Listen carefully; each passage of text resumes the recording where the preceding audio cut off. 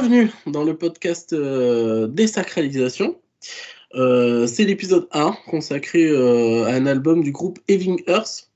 Et donc, je vous laisse vous présenter, puis je me présenterai un petit peu et je présenterai le concept également de ce podcast. Du coup, JP Le Carpentier, si tu veux bien te présenter.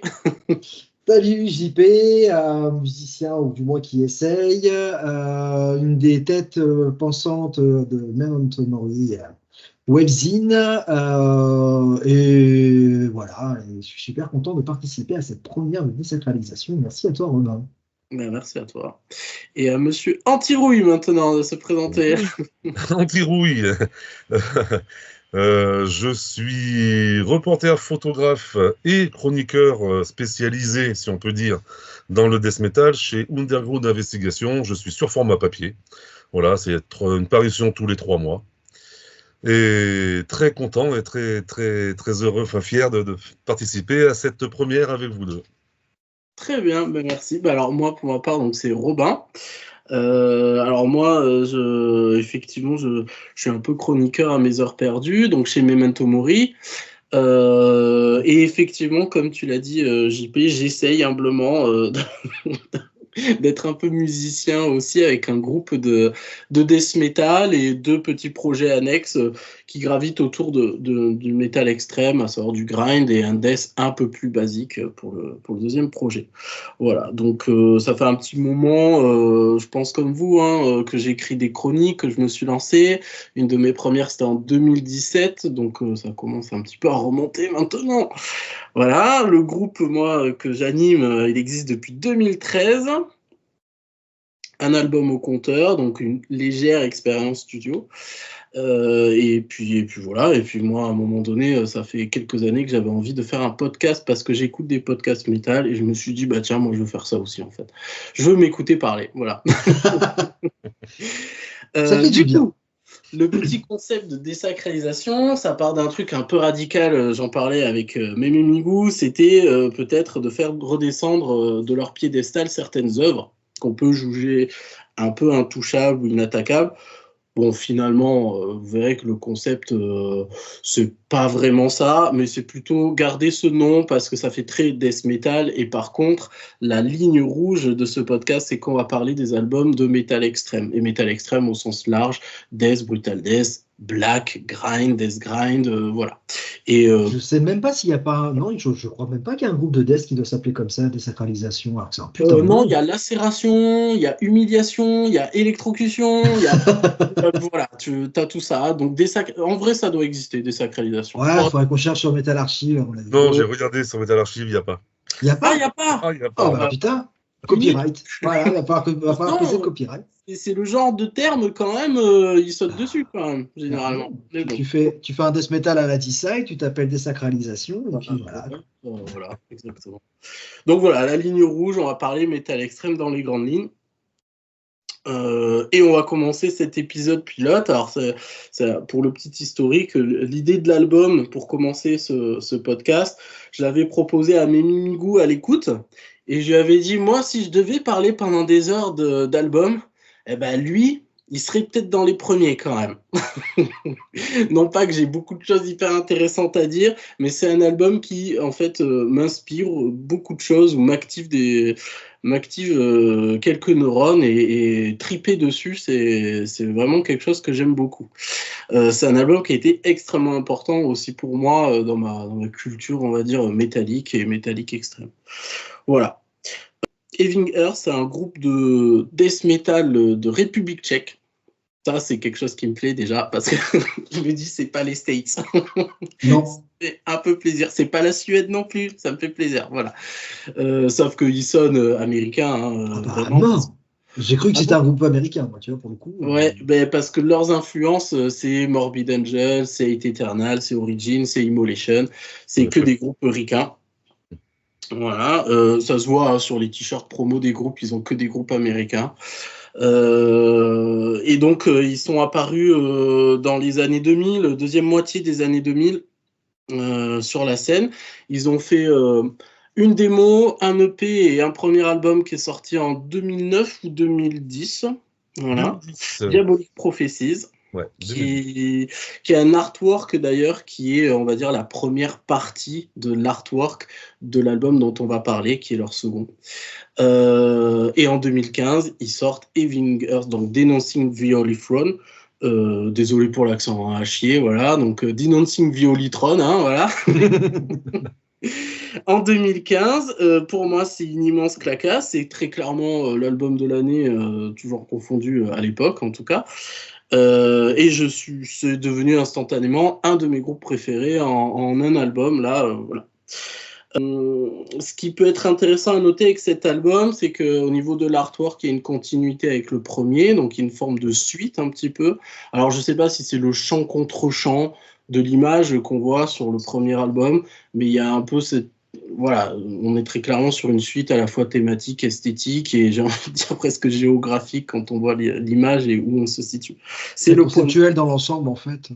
Ouais, c'est ça. Donc il y a une espèce de cohérence. C'est un album qui a été aussi masterisé, enregistré par le guitariste de Mithras, qui est un autre groupe de Brutal Death. Ouf, alors on va pas définir Mithras, on va pas se lancer dans ça, mais en gros un immense groupe pour moi de Brutal Death et du coup ils ont pu bénéficier d'un son aussi assez organique, mais ça on y reviendra. Et surtout, réception de l'album, critique oh là là, quasi unanime. Je suis revenu voir moi sur Metal Archive et même les chroniques françaises.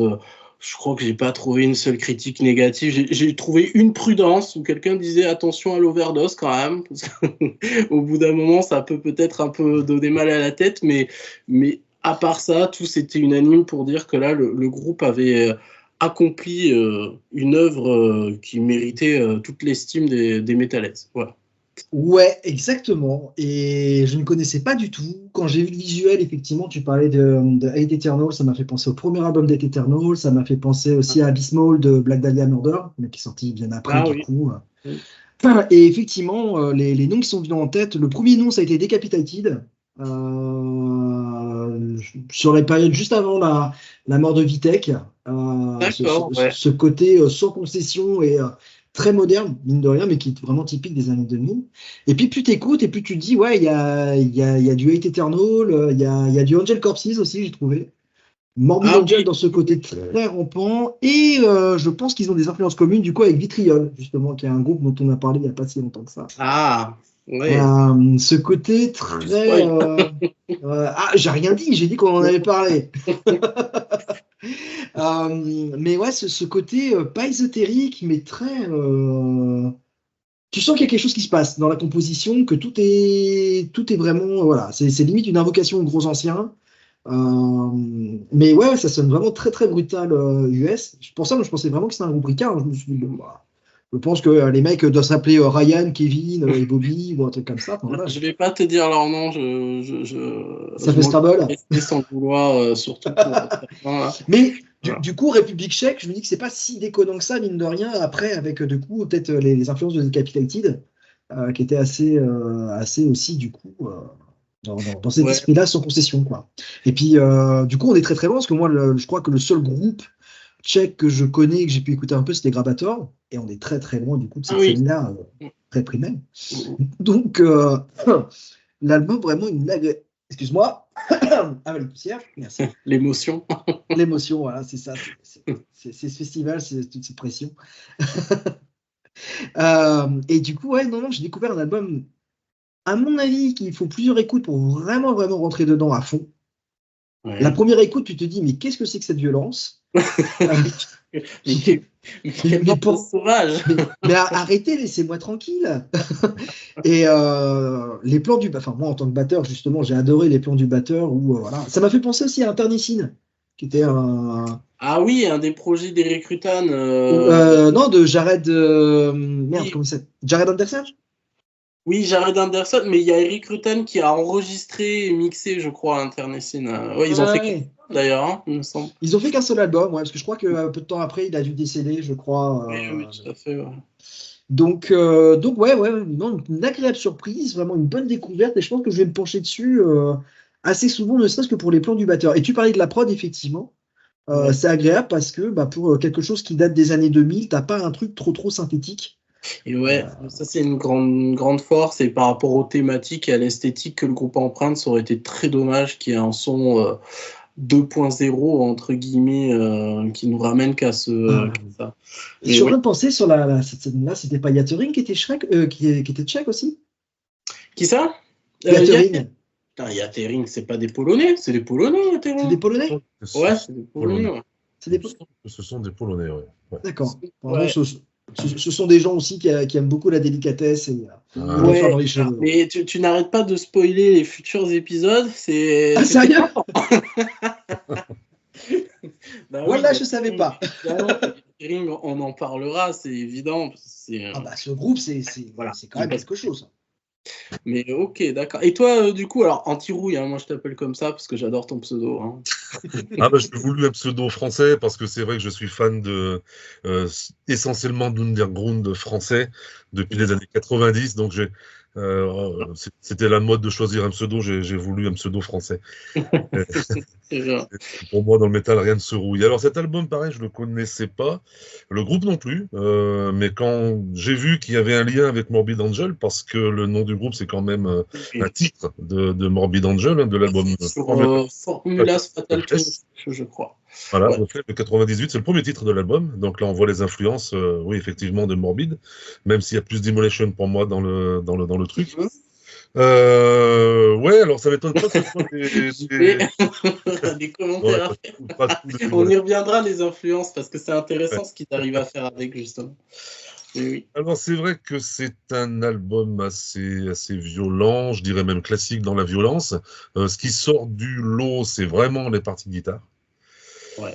On est sur du technique, mais pas du technique où tu vas bouffer des lignes de guitare à l'écœurement, en faire gerber. Elles sont là, les lignes techniques, juste pour te dire, les mecs, on va t'en foutre à la gueule, mais avec... Ouais, ils t'en foutent, ils tartinent quand même. Hein. Moi, je me souviens que la première compo, la première fois que je l'ai écouté, j'étais là, mais attends, mais c'est quoi la structure? J'ai l'impression qu'ils m'enchaînent des riffs tous plus brutaux et techniques les uns que les autres. C'est pas un digeste, c'est pas un étalage de regarder chez Fermi Sweep.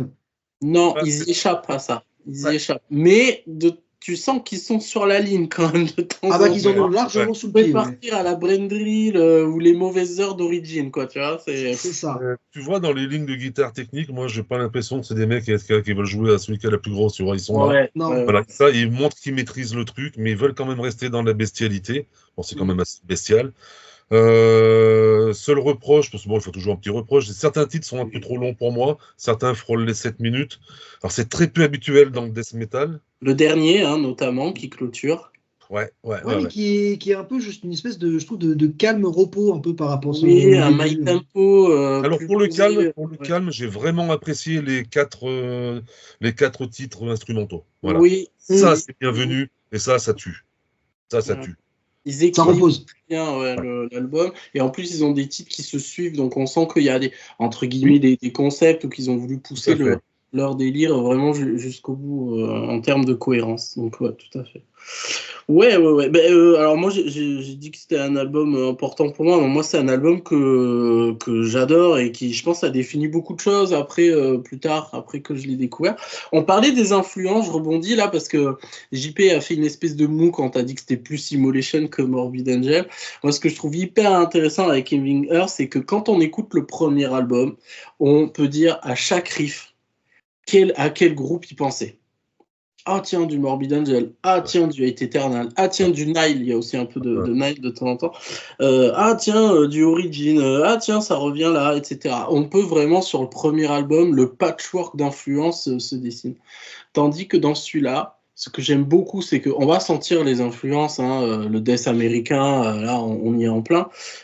Mais par contre, elles sont extrêmement bien digérées au point que ça y est, ils trouvent une forme de personnalité. Et là où ils sont le plus éclatants, c'est là où tu l'as dit, Anti-Rouille, c'est vraiment dans les parties guitare.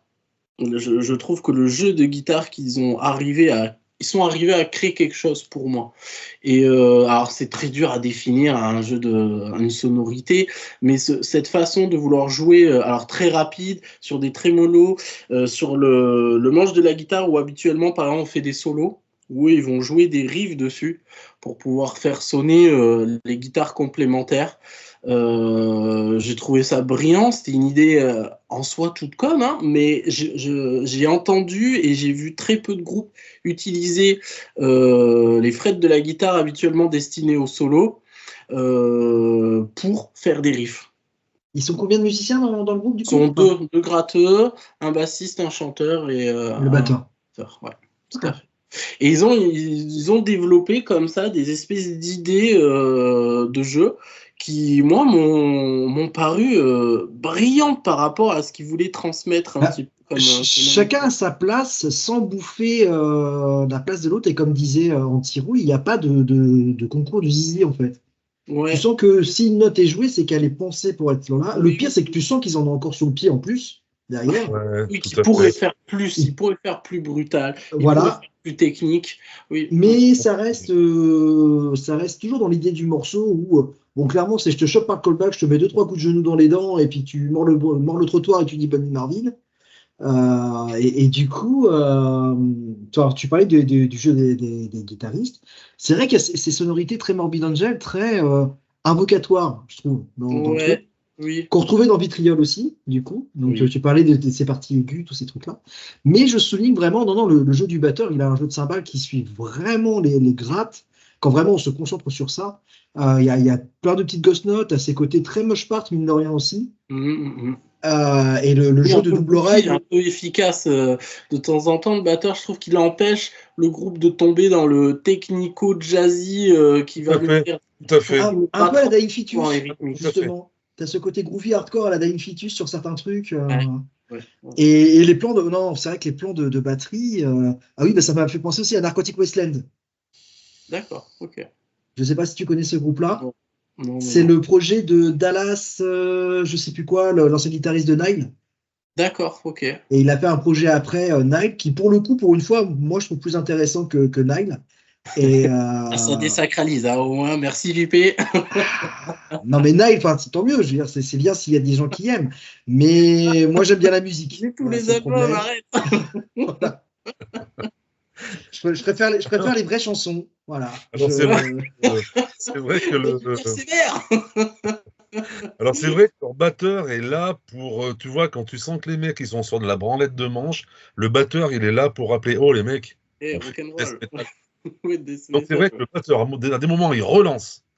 Putain, il te met des secoués, et t'as les autres qui se calment un peu et qui redeviennent un peu moins. C'est vrai que le batteur est là pour donner ce putain de tempo qu'il faut. En fait, chaque artiste est là à leur place. Et je pense que voilà, ils ont leur place bien définie et ça s'entend. Même si malheureusement, même le chanteur, on reviendra sur le chanteur tout à l'heure, c'est son dernier album, il cède sa place après pour le prochain. Même lui a sa place, quoi. Putain, il est bon ce mec, il est bon comme roller. Ouais, moi, tu vois, par rapport à ce que tu dis, il y aurait deux choses. La première concernant le chanteur, moi je trouve si j'avais un point négatif à apporter ou un point de nuance, voilà, ça serait le chanteur. C'est pas qu'il est mauvais.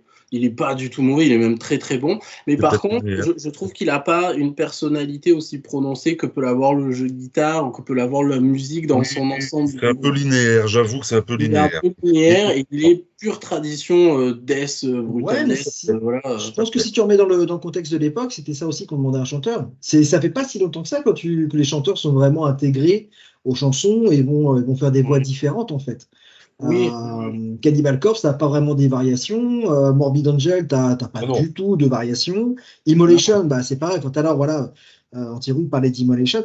Alors, c'est vrai que j'ai fait un peu une mousse que Immolation, j'ai essayé. Hein. Je peux pas dire que je n'aime pas ce groupe. Moi, c'est peut-être mon groupe de death metal préféré. Donc attention.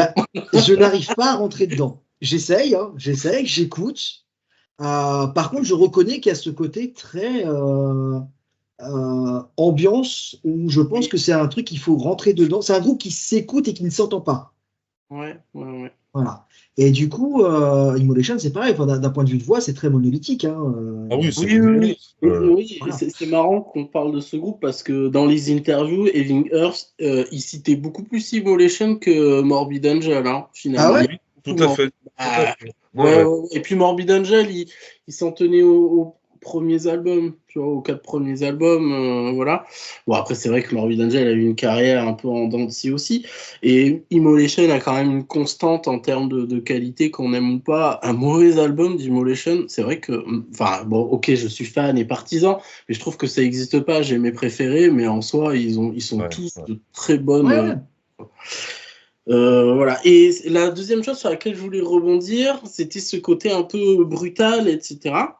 On parlait de Morbid Angel. Moi, je trouve aussi que des fois, ce qu'on peut reprocher au death et au brutal death, c'est que c'est des musiques qui peuvent manquer d'ambiance.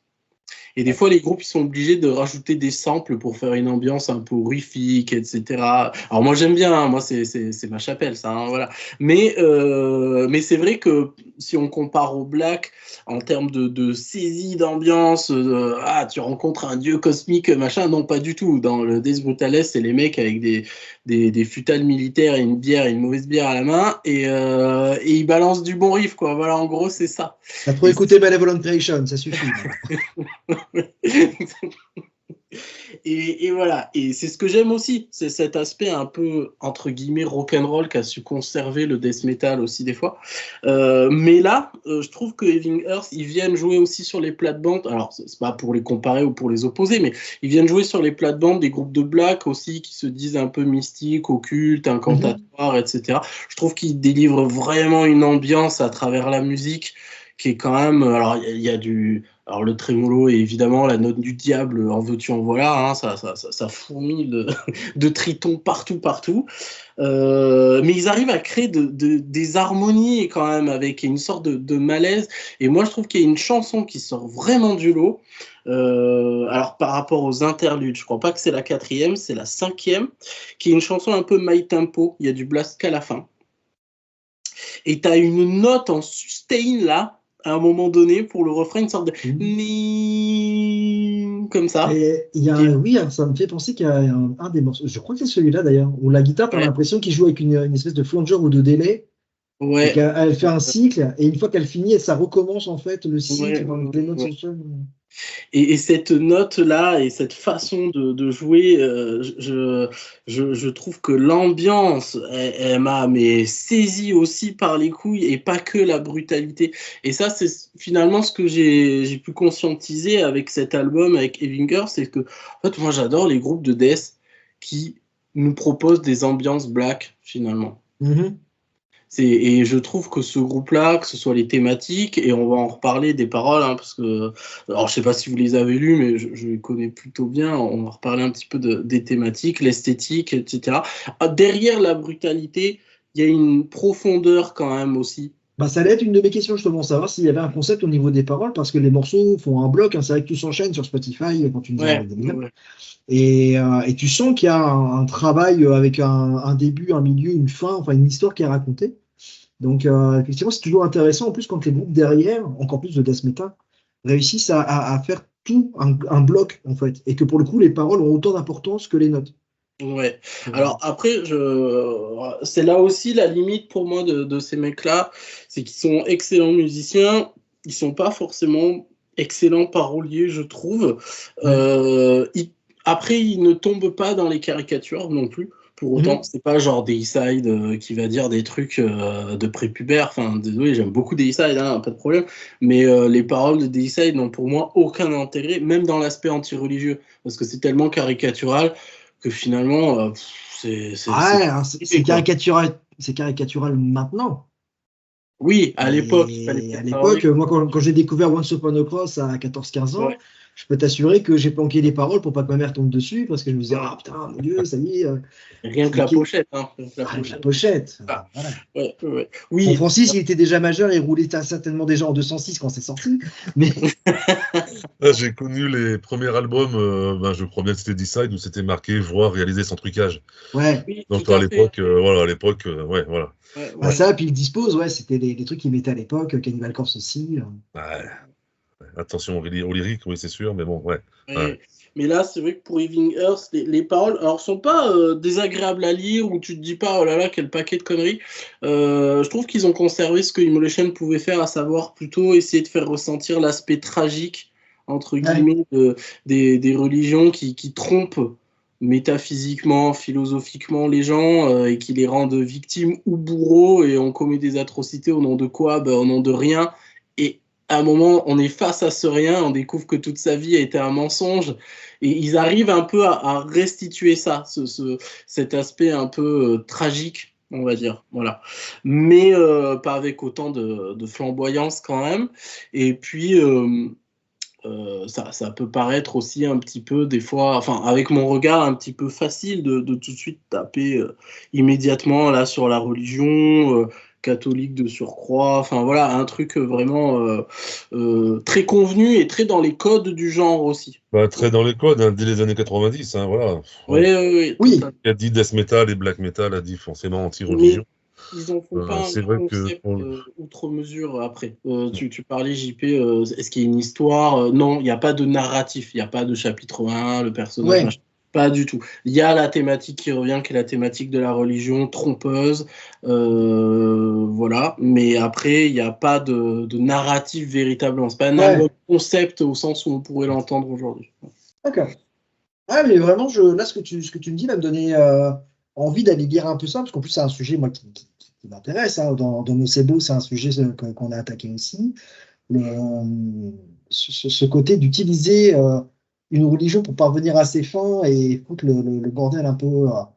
Voilà, mais je l'ai toujours dit, je respecte le fait que des personnes se sentent à l'aise avec ça et puissent avoir besoin de ça pour se donner une ligne de conduite. C'est très très cool et ça, je le respecte à fond. Maintenant, je respecte moins des personnes avec du pouvoir qui utilisent ça pour pouvoir continuer à garder le pouvoir. Oui. Et, voilà. Alors, je ne sais pas trop, parce que bon, la Pologne, c'est souvent plein du catholicisme c'est encore très traditionnel, la Pologne. Très traditionnel. République tchèque, je ne sais pas trop. Ouais. Alors moi, j'y suis allé une fois, je me suis plus fait emmerder par des gens qui voulaient que je rentre dans des boîtes de nuit pour consommer et regarder des filles se trémousser que par des religieux. Ouais. Mais c'était à Prague, ça. Ça aurait été problématique que ce soit des religieux qui te demandent de rentrer dans une boîte de nuit pour regarder des filles. Ça serait encore plus problématique, effectivement. Mais après, quand tu vis les choses, moi j'y allais pour le brutal assaut, enfin voilà, donc tu vis les choses en tant que touriste métalleux, tu t'imprègnes pas non plus de l'ambiance, etc. Pour autant, en soi, la ville, comme toutes les villes occidentales et européennes, sont des villes qui gardent une architecture catholique, voilà, et une cathédrale qui est magnifique à Prague, mais vraiment magnifique. Tu peux la contempler des heures pendant des années, tu trouveras de nouveau des détails. Enfin voilà, donc vraiment impressionnant. Et je trouve que voilà, les Wingers, ils restituent plutôt bien ça, ce côté, parce que il y a ce paradoxe aussi, je trouve, avec cette musique et peut-être encore plus avec cet album. Le chanteur se décrit comme un athéiste. D'accord.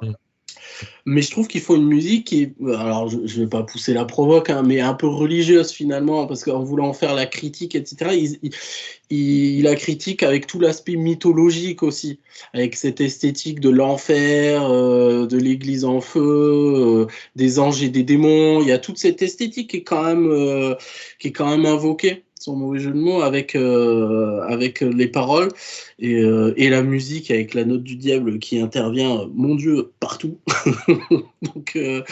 donc il y a finalement un aspect un peu religieux dans cette musique qui s'en tient à la musique, parce qu'après les musiciens sont athéistes, voilà. Mais du coup c'est une musique que je trouve aussi très alors incantatoire, blasphématoire, et avec ce côté un peu épique et solennel d'une messe, mine de rien, finalement. Ouais, cérémonial, relativement cérémonial, de toute façon. Mais l'inverse de la messe, voilà.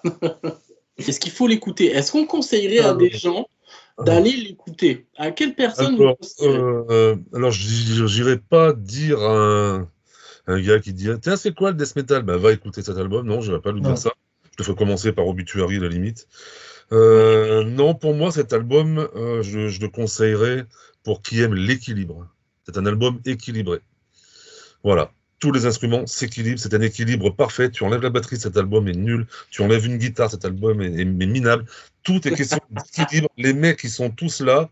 T'as l'impression que s'il en manque un, tout tombe à l'eau. Tu vois ce que je veux dire ? cet album, c'est l'équilibre pour moi. Voilà. Et il est à écouter pour ça, justement. Tu veux savoir ce que c'est qu'un équilibre? Eh ben, écoute cet album. Voilà. Tu verras ce que c'est qu'un équilibre. Des artistes qui se connaissent, même si le line-up bouge sans arrêt chez eux.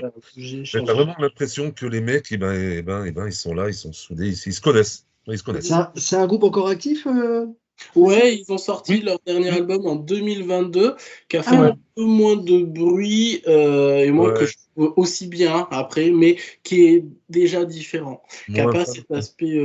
Moins fan du chanteur personnellement, mais bon après. Moins fan du chanteur, ouais. Une voix, ça fait tout. Hein. De toute façon, tu parlais tout à l'heure de l'intervention du chanteur qui était bon.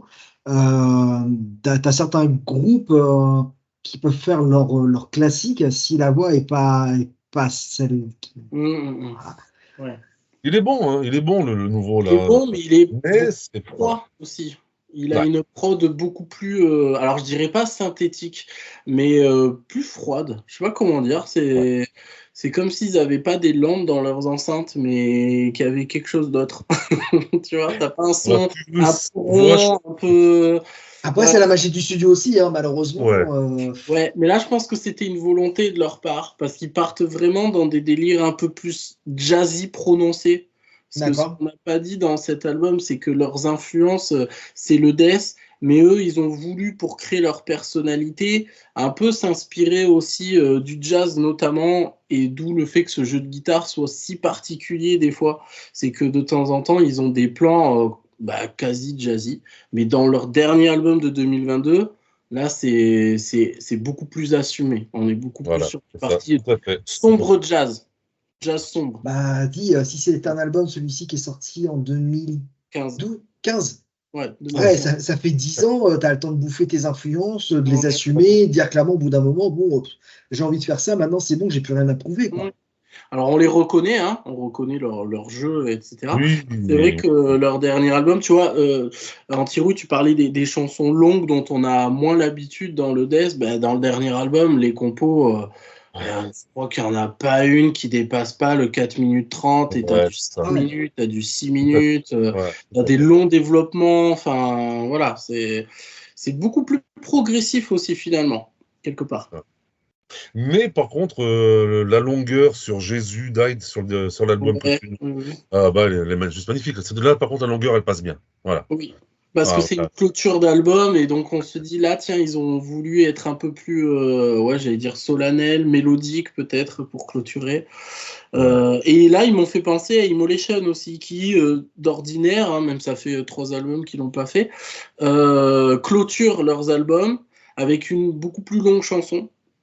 Et avec un caractère mélodique un peu plus assumé aussi.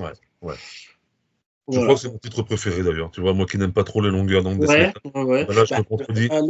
L'enchevêtrement des guitares au début, il est incroyable. Là, quand tu l'écoutes au casque, la guitare gauche, la guitare droite, c'est très important. Ça. De toute façon, le placement des instruments quand tu enregistres, quand tu mixes, quand tu fais tout ça, un morceau. Enfin voilà, tu vois un morceau comment il peut sonner. Rien qu'en changeant ce genre de petits détails, en fait. En mettant des éléments à gauche, en mettant des éléments à droite, en faisant des trucs qui se croisent. Je peux parler d'équilibre, ce titre, Jésus Died, pour moi, c'est la vitrine de l'album. Voilà. S'il représente pour moi l'album dans sa globalité, voilà, c'est la vitrine, c'est ce que savent faire ces mecs-là, et ils sont bons. Hein. Ils sont bons. Ouais, et puis c'est vrai qu'il y a aussi un équilibre dans cet album. Là, j'y pense en parlant de durée des compos, mais ils avaient sorti à l'époque, donc c'est sorti chez Lavadom Productions, qui est un label tchèque, justement. Et ils avaient sorti en single la piste numéro 3. Voilà. Et j'ai oublié comment elle s'appelait. Et elle, c'est vraiment une compo single. Elle dure 3 minutes 30, je crois, ou 3 minutes 40. Elle est hyper efficace, elle va droit au but. Mais à côté, avant ça, il y a une compo, la seconde compo, qui est beaucoup plus progressif, avec une introduction plus sombre, plus lente. Ça met plus de temps à se mettre en marche. Et tu as cet équilibre aussi dans les différentes lignes rouges des compositions, où tu vas avoir des compos plus brutes de décoffrage, d'autres qui vont prendre plus leur temps, etc. Et que ce soit à l'intérieur des compositions ou dans l'enchaînement des compos, bah finalement, tu arrives à toujours t'y retrouver parce qu'il y a toujours une grande variété de ce qui va être proposé. Et ça, je trouve ça aussi très très fort. Des fois, on peut reprocher, y compris moi, hein, à des groupes que j'aime, que finalement, tu prends un riff de la piste numéro 2, tu la mets dans la piste numéro 5, ça va pas changer grand-chose à l'album. Ouais, Voilà. c'est Et vrai. ben là, non. Là, tu vois, toutes les compos ont vraiment leur personnalité aussi. Et Voilà, il y ça, a une c'est âme, ouais, il y a une âme dans chaque titre. Tout à fait, tu as raison, il y a une âme dans chaque titre. Ah ouais, tu as raison. Oui, oui. Toi, oui, tu dis, parce que JP n'a pas répondu à ta question, est-ce qu'il le oui. conseillerait? Ah Est-ce oui, que je le conseillerais? Alors, est-ce que je le conseillerais à quelqu'un qui débute dans le death? Non, comme on tire sur ça, parce que c'est quand même, je pense que c'est un album où il faut maîtriser les codes avant de rentrer dans ça. Enfin, je pense que c'est ou tout l'un ou tout l'autre. Si t'as pas les codes, t'écoutes ça, ça peut être une putain de révélation. Tu te dis putain, c'est génial, c'est tout ce que j'ai jamais réussi à trouver dans un groupe. C'est oui, génial. effectivement. Ouais. Un peu ce genre de truc qu'on a vu justement quand on était gamin, que tout était encore à faire dans nos scènes et que tu découvrais un nouveau groupe dans un nouveau style où tu te dis mais putain, mais qu'est-ce que c'est que cette dinguerie quoi. Ouais. Donc voilà, ou au contraire, tu peux te dire putain, je suis pas prêt à ça. Non, laissez-moi tranquille. Pas encore, pas de vanne. Pas encore. Arrêtez, laissez-moi tranquille. Mais si je devais conseiller cet album-là, ouais, ça serait aux fans à la limite de Hate Eternal, de Dying Fetus, Ah oui. et de. Ouais, ouais, ouais. Ouais, ouais, ce Ouais. côté vraiment groovy du batteur, vraiment. Ouais, je dis souvent de Dying Fetus, le chanteur, il chante en pop-pulse. Il fait de pop-pulse, pulse, pulse, pulse, pulse. Bon, bah là, tu vois, c'est un peu pareil. Je pense que le chanteur peut chanter en pop-pulse, et t'accroches complètement. Et, et donc, en tout cas, merci pour la découverte et j'espère effectivement que cet épisode du podcast donnera envie aux gens de se dire ah, bah tiens, un truc que je connais pas, je vais Ouais. aller voir. Et alors, tu vas forcément en avoir certains qui vont dire ouais, je connais pas, mais c'est de la merde. Parce qu'il n'y a que leur groupe, c'est bien. Oui, mais comme tu dis, c'est de 2015. Depuis, on a eu la même chose. Non, Voilà. mais voilà. Ouais. Mais je Mais pense que si tu remets dans le contexte de l'époque, bon, c'est 2015, tu te disais une tuerie. ouais, Oui, et puis Ouais. moi là où je les trouve toujours pertinents et peut-être encore plus avec leur dernier album finalement, c'est que c'est un groupe de death ou de brutal death technique, ok d'accord, mais c'est Evil Earth avant tout en fait. C'est-à-dire qu'ils sont arrivés à trouver une identité musicale qui fait que moi, si tu me le mets au milieu de 100 autres morceaux de death metal, tu vraiment je retrouverais. vais reconnaître, hein. Et ça, pour moi, c'est qu'ils ont réussi quelque chose et c'est avec cet album qu'ils ont réussi ça. Parce que quand tu écoutes le premier album, il est chiant le premier album. Enfin, vraiment, moi, on m'aurait fait écouter que le premier album, je serais pas allé le creuser. J'aurais fait Tu oui. sais quel âge ils avaient à peu près quand il est sorti cet album-là ou pas? Quoi, pardon? Tu sais quel âge ils avaient quand ils ont sorti cet album-là ou pas? Ah non, tiens. Ah non, Non. j'ai pas eu le Bon, tir. moi, je dirais la trentaine. Et le chanteur fait un peu plus âgé que les autres. Le chanteur de cet album-là, il fait un peu plus âgé que les autres, je trouve. Le dernier, Voilà. là, Marek, ouais, il est plus Ah, âgé. entre 25 et 30 ans, quoi, grosso modo. Alors, moi, je dirais un peu plus. Un peu plus aussi, ouais. Moi, Ouais. je dirais au moins tous la trentaine. Hmm. Je dirais au moins tous la trentaine. Ce qui serait pas déconnant pour l'époque avec un deuxième album, hein, parce que bon, dans ces cas-là, ça veut Ouais. dire qu'on serait quasiment de la même génération. Ouais, ils ont mis un Voilà. peu de temps à le faire, hein, ce second album, hein. Il y a quand même 5-6 ans qui séparent Ouais, le ouais, c'est fort. premier du Ouais. deuxième. Ils ont vraiment peaufiné une formule aussi. Ouais, ouais, ouais. Mais ça, l'âge, c'est aussi un bon Polaroid du moment passé, en fait, hein. Oui, bah, c'est Parce des que gars qui ont grandi avec du Morbid Angel dans les années c'est ça. 80. Tu, Enfin, tu voilà. prends par exemple The Black Dahlia Murder du début, c'est un instantané du moment où les gamins, ils avaient même pas la vingtaine et puis ils faisaient du death metal suédois avec la sauce américaine. Euh, Très injustement d'ailleurs taxé de deathcore alors que pas du tout. Mais, Mm. euh, Hmm. mais voilà, ça là, je peux être représentatif aussi. Oui, 2015 à 30 ans et 2015 quand ils ont 20 et ans, tu c'est vois, pas pareil. c'est marrant que tu poses la question de l'âge parce que moi, je trouve que c'est un album de daron, entre guillemets. Je trouve que c'est un Ouais, album vraiment. où les mecs, j'ai plus l'impression qu'ils ont acquis énormément de choses Hmm. et qu'ils ont su éviter Alors, certains écueils, tu vois, je, que la fraîcheur de la jeunesse qui des fois peut être un peu maladroite, des fois, etc. je vais te donner le contre-exemple, Ouais, Decapitated. Oui, Ils avaient 14 ans et ils ont sorti un album de daron, quoi. Ouais, mais Decapitated, c'était des musiciens avant même d'être dans un groupe, en fait. C'était des gars Ouais. qui avaient un bagage technique musical et de savoir musical global, hein, qui était déjà ahurissant, les gars, quoi. Enfin, je sais plus, mais il y a d'où. Enfin, il me semble qu'il y en avait deux. Vitek avait 12 ou 13 ans, je crois, quand c'est sorti cet Ouais, ouais, album-là. ouais. Donc, Mais il y a le bagage technique, mais le premier album, Winds of Creation de Decapitated, pour moi, il est très convenu, très scolaire, en fait. Tu vois? oui, mais justement, c'est ce que je te disais par rapport à l'âge. Oui. Les gamins avaient 14 ans, ils vivaient en Pologne à cette époque-là, début des années 2000.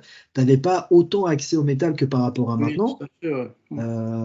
Même, tu vois, si tu prends rien que d'un point de vue national, tu remets dans le contexte des années 2000, Mm. tout le monde n'avait pas forcément une Fnac à portée de main, tu n'avais pas Oui, forcément Internet, tu découvrais pas aussi facilement que maintenant un oui. album.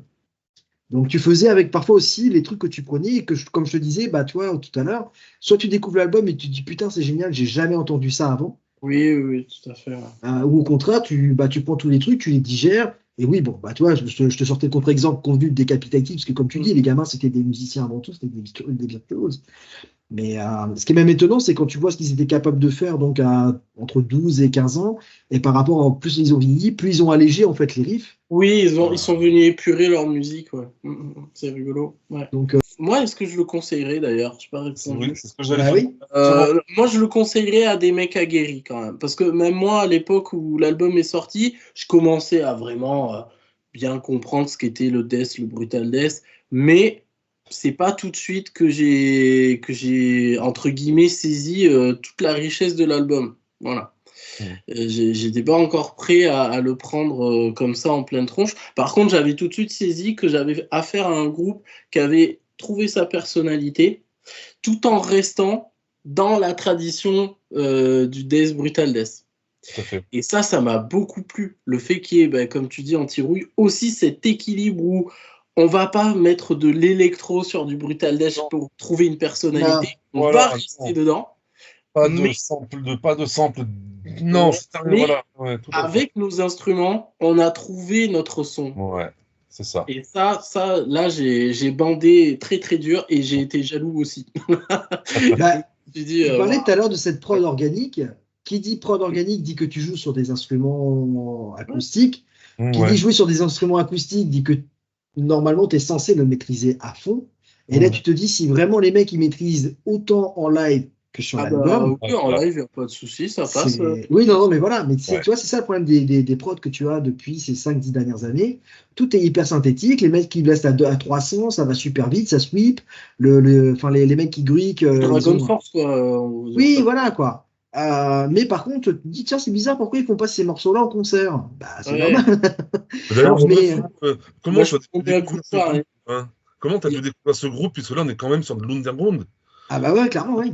Comment tu l'as découvert, ce groupe? Parce que faut vraiment tomber dessus, c'est en fouillant un peu.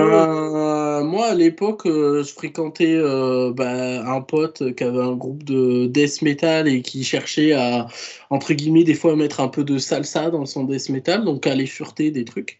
Et il y avait les gars du groupe de death metal Smashed, je sais pas si vous connaissez, ils sont de Tarbes. Ouais. Parce que moi, je viens de Pau, du sud-ouest, le pays de la chocolatine. Et je sais pas pourquoi je prends l'accent marseillais quand je dis ça en plus. Je vais quitter ce podcast, j'ai entendu un gros mot. et du coup, on m'a dit, ah, t'es allé écouter ça? Non. Ah, vas-y, hein, album de l'année. C'était un des gratteux de Smash qui m'avait dit, oh, pour moi, là, c'est un des albums de l'année, hein, très clairement. Donc, j'étais allé écouter, hein. Bon, bah ouais, à l'époque, je le passais en boucle dans le petit appart de ma chérie qui n'est pas métalleuse. Donc, si tu veux, pendant les soirées, t'avais du latino, machin, et puis tout d'un coup, t'avais Living Earth qui apparaissait, et tout le monde me regardait, tout le monde savait, voilà, mais j'étais content, et c'est là où je l'ai découvert, ça entraînant un peu dans le milieu, en fait, métal local, que des gens m'en ont parlé. À l'époque, en 2015, il y avait déjà Internet, etc.